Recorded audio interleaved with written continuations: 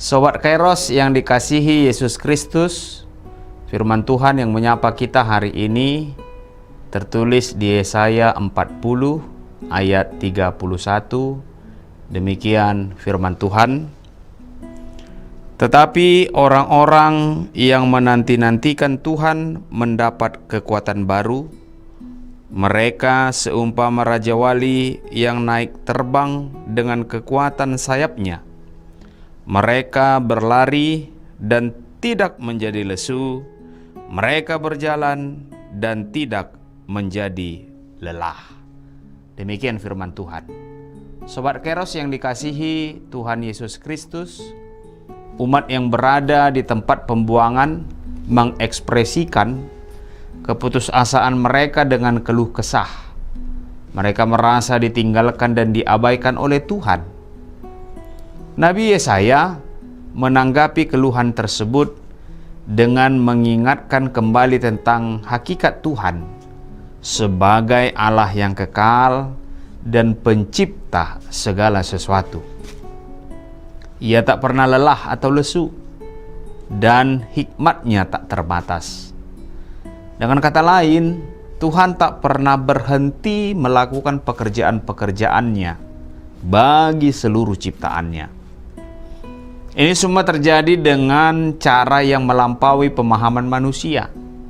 Tidak hanya mengingatkan umat, melainkan Yesaya juga tak henti-hentinya menghibur umat agar mereka percaya bahwa Tuhan akan memberikan kekuatan kepada umat yang sudah merasa lelah dengan segala dinamika kehidupannya.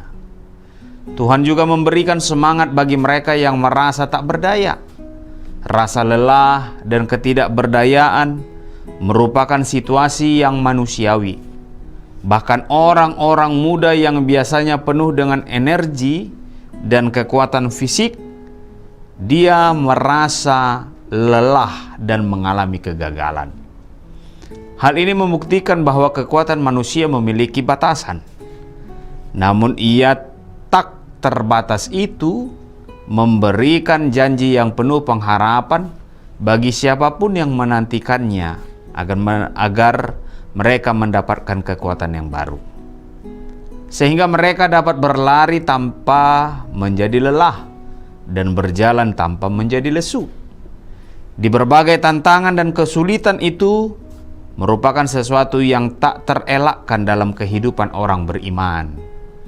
Kondisi tersebut dapat membuat kita merasa putus asa, kecewa, bahkan menyebabkan kita bersikap mengasihi diri sendiri.